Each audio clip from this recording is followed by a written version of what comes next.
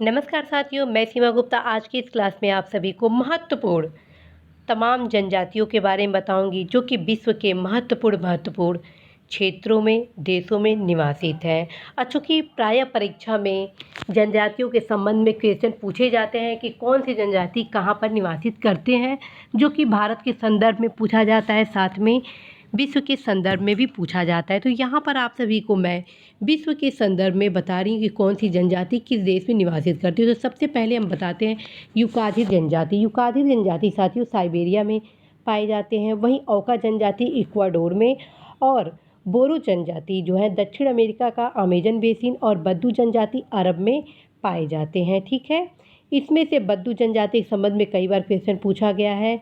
साथ में यूकादिर जनजाति के बारे में भी कई बार क्वेश्चन पूछा गया है। और आइनू जो कि जापान में पाए जाते हैं जनजाति, इसके बारे में भी कई बार क्वेश्चन पूछा गया है। अब आते हैं नेक्स्ट, हाटेनटांट कालाहारी बोत्सवाना में पाए जाते हैं, और यह भी परीक्षा में पूछा गया है, अतः ये बहुत ही महत्वपूर्ण है, अवश्य ध्यान रखिएगा।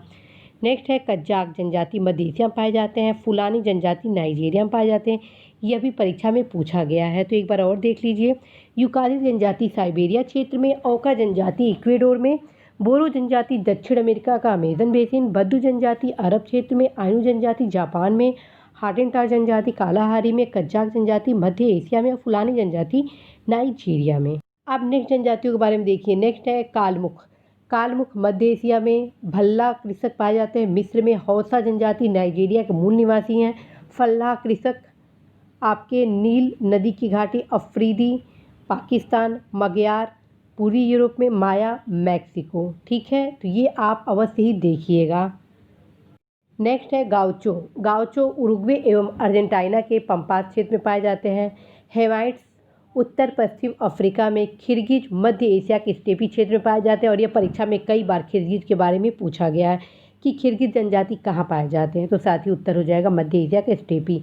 और किकियू जनजाति जो कि केन्या में पाए जाते हैं, यह भी बहुत बार परीक्षा में पूछा गया। मसाई जनजाति पूर्वी अफ्रीका में, यह भी परीक्षा में पूछा गया है। पिग्मी जनजाति जायरे कांगो बेसिन में पाए जाते हैं, और यह भी परीक्षा में पूछा गया है।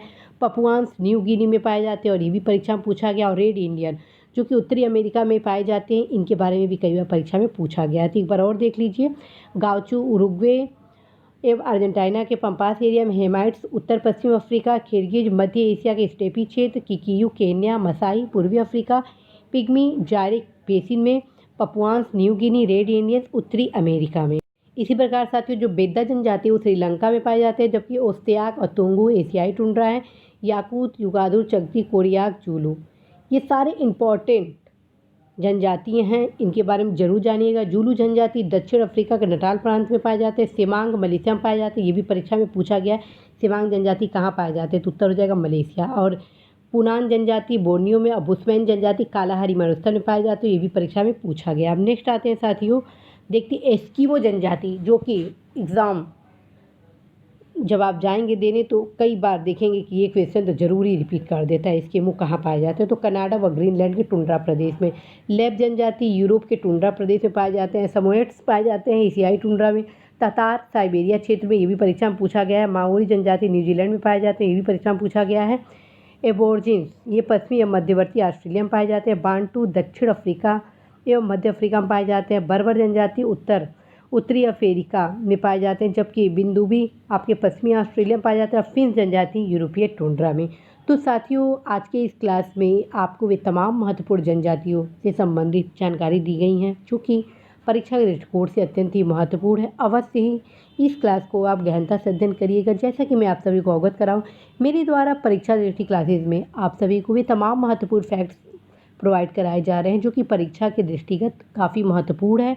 और अवश्य ही आप इन सभी फैक्ट के माध्यम से आप विश्लेषणात्मक क्वेश्चन भी हल करने में क्षमता प्राप्त करेंगे। अवश्य ही परीक्षा जाने से पूर्व एक बार अवश्य ही परीक्षा दृष्टि में जो मेरे द्वारा उपलब्ध कराए गए क्लासेज हैं, उन्हें आप अवश्य ही करिएगा। तो आप यहाँ पे जो जनजाति और देश हैं उनको जरूर शॉर्ट स्क्रीन ले लीजिए।